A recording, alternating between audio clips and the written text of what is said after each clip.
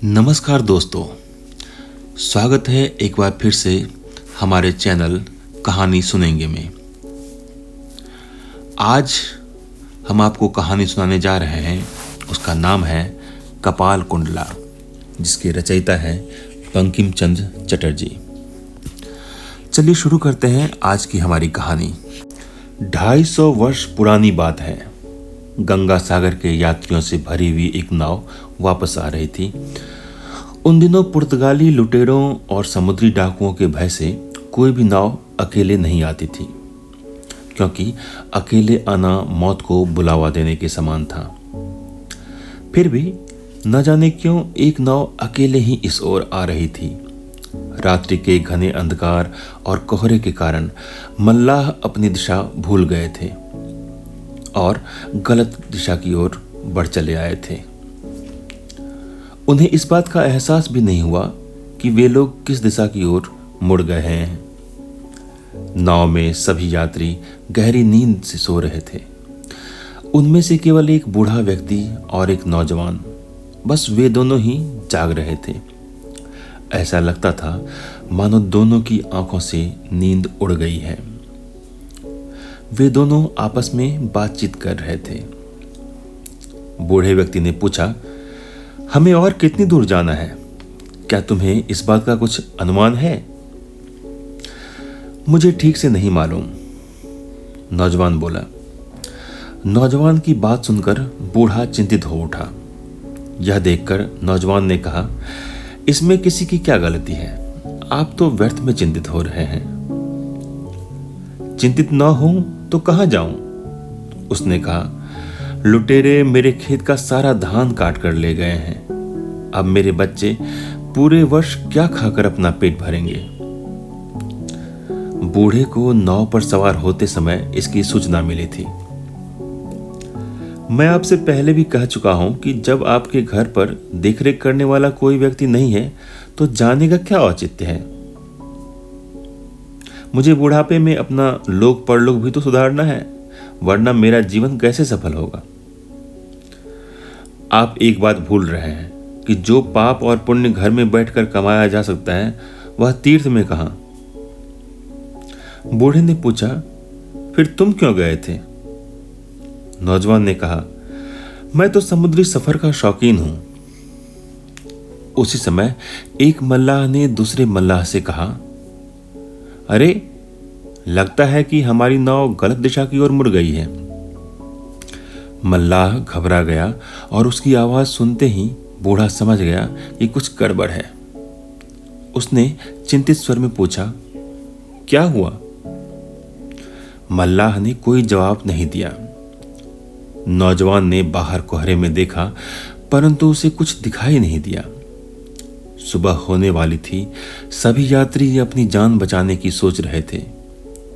जब उस नौजवान ने उस बूढ़े व्यक्ति को सारी बात बताई तो नाव पर सवार सभी यात्री चिंतित हो उठे। नौजवान ने सभी यात्रियों को ढांढस बनाते हुए कहा, प्रातःकाल होने तक सब कुछ ठीक हो जाएगा।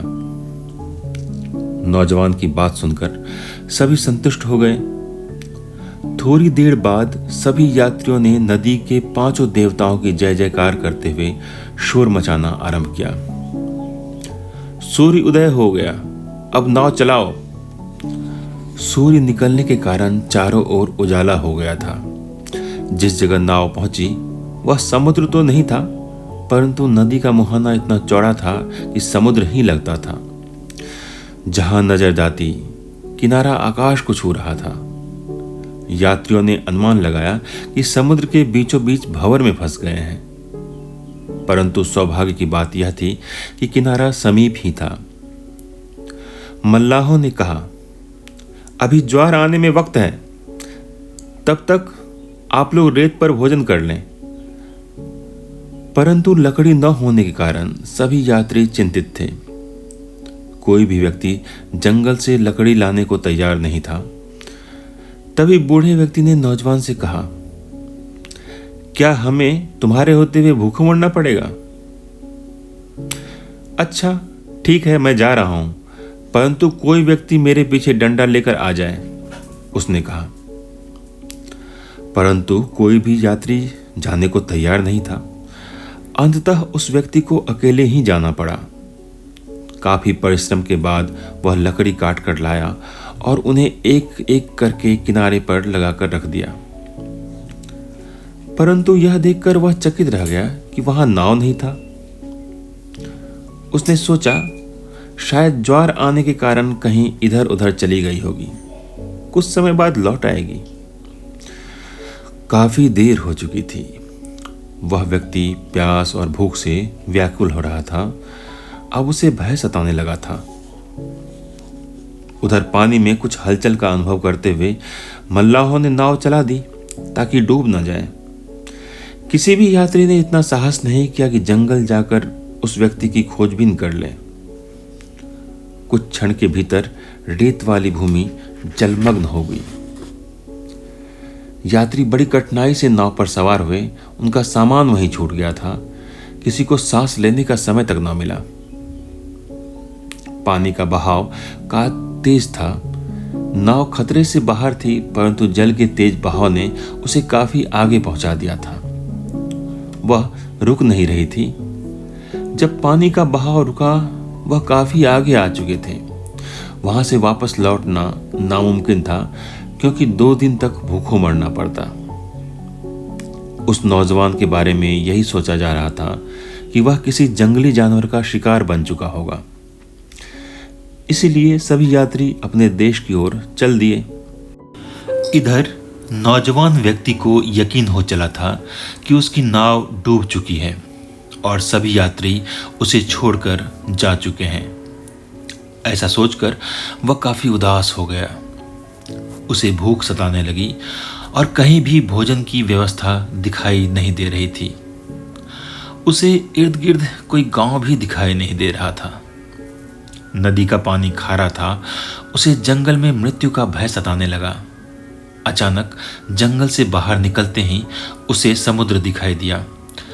यह देखकर उसे कुछ राहत का अनुभव हुआ, परंतु तब तक घनघोर अंधेरा छा गया। थकने के कारण नौजवान सो गया। अब उसकी जब आंखें खुली तो काफी रात हो चुकी थी। वह हैरान था कि किसी जंगली जानवर ने उसे अपना भोजन क्यों नहीं बनाया। थोड़ी दूर पर आग जलती हुई दिखाई दी। उसे प्रसन्नता अनुभव हुई कि मनुष्य के अतिरिक्त आग और कौन जला सकता है। वह शीघ्र ही उस स्थान पर पहुंचा। उसने देखा कि वहां एक आदमी आंखें बंद किए हुए बैठा था। उसके गले में रुद्राक्ष की माला और मुंह पर लंबी दाढ़ी थी। उसे पहचानना बहुत कठिन था। सामने लकड़ी का एक कुंड जल रहा था, जिसमें से दुर्गंध आ रही थी।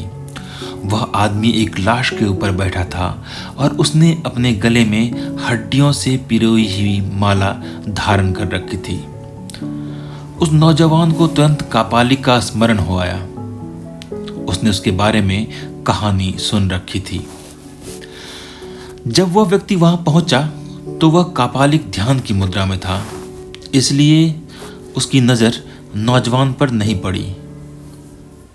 जैसे ही उसने अपनी आंखें खोली, युवक को सामने देखकर उसने पूछा, तुम कौन हो? ब्राह्मण हूं, उसने बताया। फिर बैठो, कहकर वह फिर ध्यान में लीन हो गया।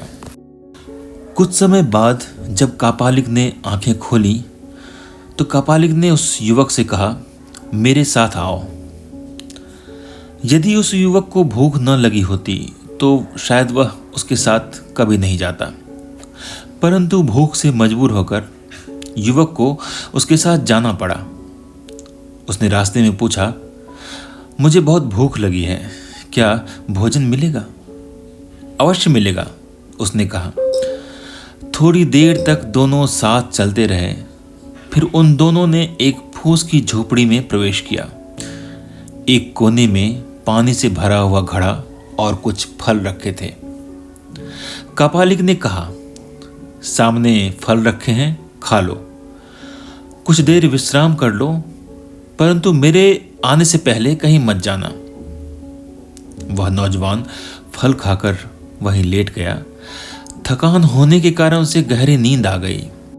जब सुबह उसकी आंख खुली तो उसने झोपड़ी के बाहर आकर घर वापस जाने की बात सोची, लेकिन फिर सोचा कि कापालिक को बताकर ही जाना चाहिए। कहीं उसे क्रोध आ गया तो वह कुछ भी कर सकता है। रात्रि का तीसरा पहर समाप्त होने को था, परंतु कापालिक का कहीं पता नहीं था। नौजवान को भूख सता रही थी और खाने के लिए कुछ बचा नहीं था, इसलिए वह भोजन की तलाश में चल पड़ा। संध्या होने में कुछ ही समय बचा था। ढूंढने पर उसे कुछ फल मिले। उन फलों में एक फल का स्वाद बादाम जैसा था। उसे कुछ दूरी पर समुद्र दिखाई पड़ा। वह चलते चलते रास्ता भटक गया था, इसलिए वहीं बैठकर समुद्र के नीले पानी को देखने लगा। कुछ क्षण बाद संध्या होने लगी। वह घर की ओर चल दिया। तभी उसकी दृष्टि एक सुंदर लड़की पर पड़ी। उस बियाबान जंगल में इस लड़की को देखकर वह आश्चर्यचकित रह गया। वह लड़की भी उसे हैरानी के साथ देख रही थी। लड़की ने पूछा, क्या तुम रास्ता भटक गए हो? वह चुपचाप खड़ा उसे देख रहा था। उत्तर न मिलने पर लड़की ने फिर पूछा, मेरे साथ चलोगे? वह नौजवान उस लड़की के पीछे पीछे चल दिया। कुछ दूर जाने पर उसे कापालिक की झोपड़ी दिखाई पड़ी, परंतु वह लड़की अचानक गायब हो गई।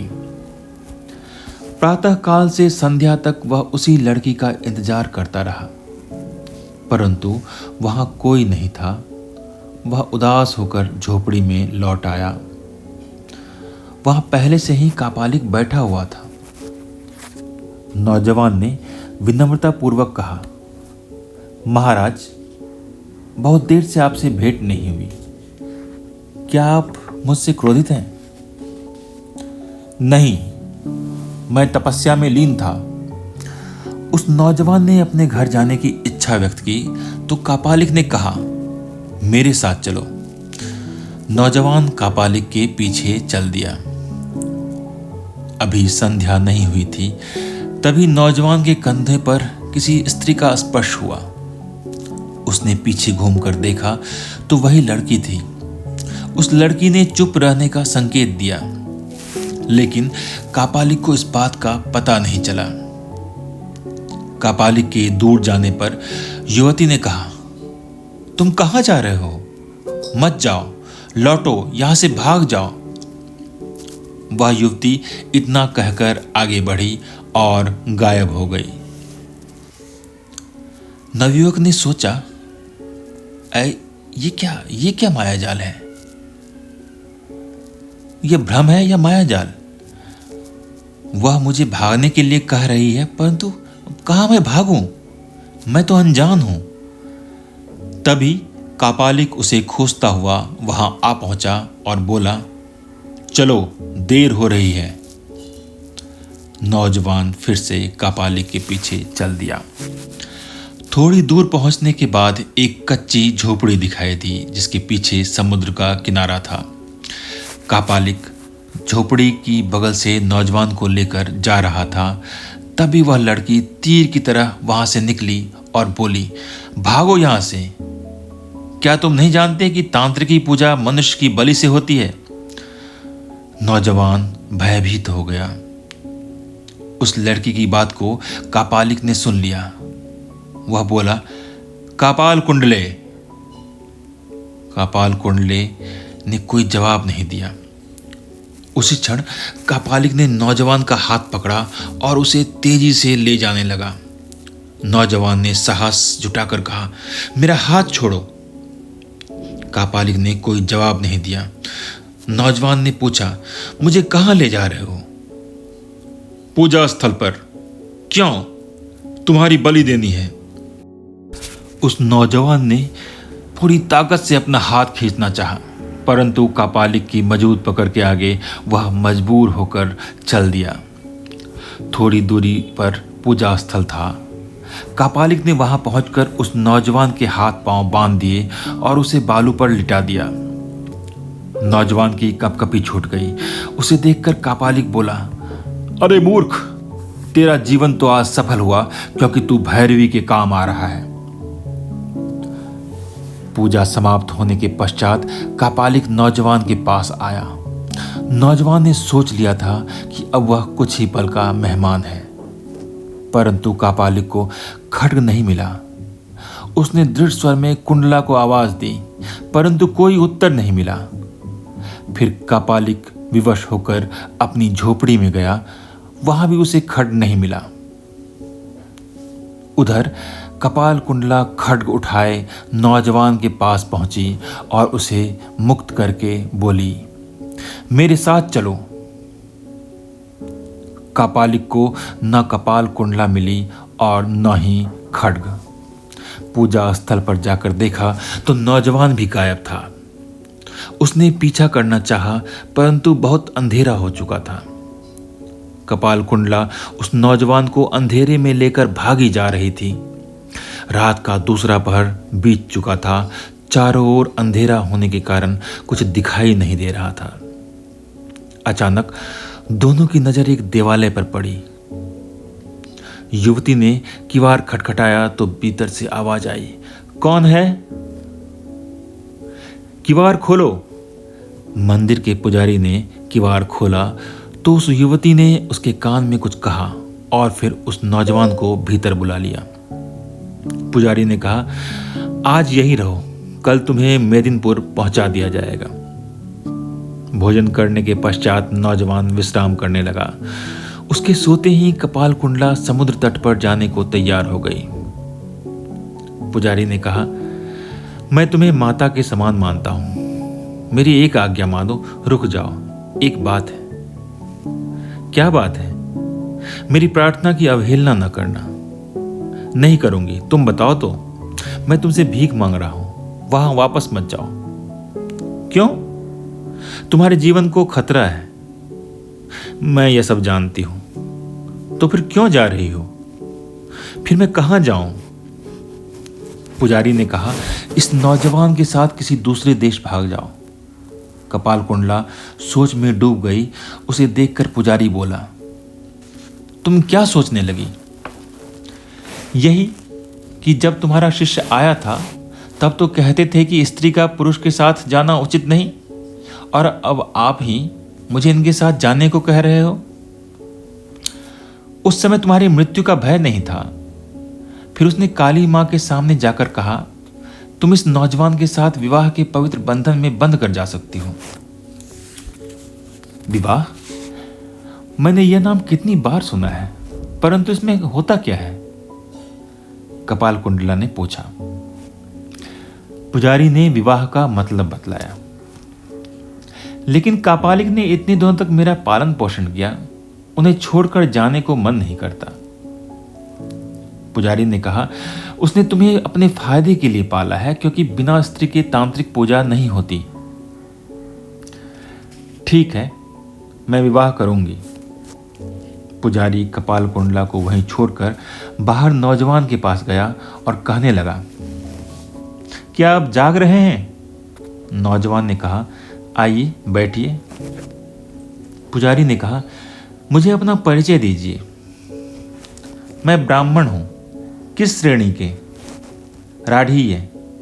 मैं भी राठी हूं। आपका नाम क्या है और आप कहां से आए हैं? पुजारी ने पूछा। उस नौजवान ने कहा, मैं सप्तग्राम का रहने वाला हूं। गोत्र? विंध्य घाटी। क्या आपका विवाह हो चुका है? हाँ। स्त्री और बच्चे? वे भी हैं, उसने कहा। नौजवान ने असली बात छिपाई थी कि उसका विवाह हो चुका है, लेकिन पत्नी नहीं है। वह किसी कारणवश छूट गई थी। पुजारी इस बात से अनभिज्ञ था। उसने सोचा कि दो विवाह करने में क्या बुराई है। पुजारी ने फिर कहा, जिस लड़की ने तुम्हारी जान बचाई है, आज उसकी जान खतरे में पड़ गई है। नौजवान ने कहा, मुझे भी इसी बात का संशय था। पुजारी ने कहा, इस लड़की के बचने का केवल एक ही रास्ता है, इससे तुम दोनों की जान बच जाएगी। वह क्या?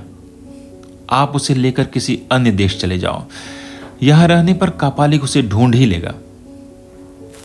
मेरे साथ चलने में कोई बुराई नहीं है, जिस लड़की ने अपनी जान पर खेलकर मेरी रक्षा की है, मैं उसके लिए अपनी जान भी गंवा सकता हूं। ये वहां जाकर मेरे ही घर में रहेगी। यदि तुम्हारे परिवार वालों ने इस स्त्री के बारे में कोई सवाल पूछा तो क्या कहोगे? पुजारी ने कहा। आप ही मुझे बताइए, मैं क्या उत्तर दूं? इसे भेजने को मन नहीं मानता, परंतु क्या करूं, मैं भी इससे बहुत स्नेह करता हूं, पुजारी ने कहा। तो आप भी हमारे साथ चलिए। पुजारी ने कहा, मेरे यहां न होने पर माता भैरवी की पूजा कौन करेगा? नौजवान ने कहा, आप ही कोई उपाय बताइए। इसका एक ही उपाय है। यह एक ब्राह्मण कुल की कन्या है जिसका कापालिक ने पालन पोषण किया। इसे वह अपनी सिद्धि में प्रयोग करना चाहता है, परंतु तुम इससे विवाह कर लो, पुजारी ने कहा। युवक चिंतित हो उठा। उसे इस प्रकार विचारमग्न देखकर पुजारी ने कहा, सुबह सोचकर उत्तर देना। यदि अकेले जाना चाहोगे तो मैं तुम्हें रास्ता भी बता दूंगा। रात भर विचार करने के बाद नौजवान ने कहा, मुझे आपकी राय मंजूर है। मैं कपाल कुंडला से विवाह करूंगा, परंतु इसका कन्यादान कौन करेगा? मैं करूंगा कन्यादान, पुजारी ने कहा। पुजारी ने पुनः बताया, एक दिन विवाह कार्य में लगेगा। मैं तब तक तुम्हें उससे छिपा कर रखूंगा, उसके बाद चले जाना। अगले दिन संध्या के समय उनका विवाह संपन्न हुआ। कापालिक को इस बात का पता नहीं चला। फिर दूसरे दिन प्रातःकाल ही पुजारी उन्हें मेदिनीपुर के रास्ते पर ले चला। पुजारी से दूर जाने के कारण कपाल कुंडला का मन व्यथित था। पुजारी भी बहुत उदास हो रहा था। तीनों चुपचाप चल रहे थे। फिर सुबह होते ही वह मेदिनीपुर पहुंच गए। पुजारी वापस देवालय आ गया। चलते समय उसने कहा, देखो बेटी, मैंने तुम्हारे पल्लू में जो धन बांधा है उससे एक पालकी और एक दासी ले लेना। नौजवान ने पालकी और दासी का प्रबंध कर दिया। पैसे की कमी के कारण वह पैदल चल पड़ा। वह थक गया था। दोपहर के भोजन के पश्चात पालकी उससे आगे निकल गई। संध्या के समय काफी सर्दी और अंधेरा होने लगा। अचानक बारिश होने लगी। नौजवान को कपाल कुंडला की चिंता होने लगी। फिर उसने सोचा कि सराय में मुलाकात हो जाएगी, परंतु वहां भी उसका कोई पता नहीं चला। वह अंधेरे में आगे बढ़ा ही था कि अचानक कोई चीज टकराकर उससे टूट गई। जब उसने ध्यान से देखा तो वह पालकी थी। अब उसे कपाल कुंडला की चिंता सताने लगी। तभी अचानक वह किसी गुदगुदी चीज से टकराया। उसे अनुभव हुआ कि वह कोई मनुष्य था। उसने नाक के पास हाथ लगाया। सांस नहीं चल रही थी। फिर उसने पूछा, क्या कोई जीवित है? है। तुम कौन हो? पहले आप बताओ, आप कौन हो? नौजवान ने स्त्री का स्वर जान पड़ा। उसने घबरा कर कहा, क्या तुम कपाल कुंडला हो? स्त्री ने कहा, मैं किसी कपाल कुंडला को नहीं जानती। हम पर डाकुओं ने हमला कर दिया था। युवक ने पूछा, तुम्हें क्या हुआ है? मेरे आदमियों को डाकुओं ने मार दिया है। एक तो मर ही गया है। वह मुझे पालकी से बांधकर सब गहने ले गए हैं। नौजवान ने उसके बंधन खोलकर उससे पूछा, क्या तुम चल सकती हो? नहीं, मेरे पांव में लाठी लगी है। यदि आप मेरी मदद करें तो मैं उठ सकती हूं। नौजवान ने उसे हाथ का सहारा दिया और पूछा, क्या तुम पैदल चल सकोगी? इसका उत्तर न देकर वह बोली, क्या आपने किसी को अपने पीछे आते हुए नहीं देखा? समीप ही चट्टी थी। नौजवान कुछ देर के पश्चात उस स्त्री को लेकर चट्टी में पहुंचा। वहां जाकर देखा तो कपाल कुंडला पहले से ही बैठी थी। दासियों ने कमरा ले लिया था। नौजवान ने उस स्त्री को भी कमरा दिला दिया। दिए की रोशनी में उसने उस स्त्री को देखा। वह बहुत सुंदर थी।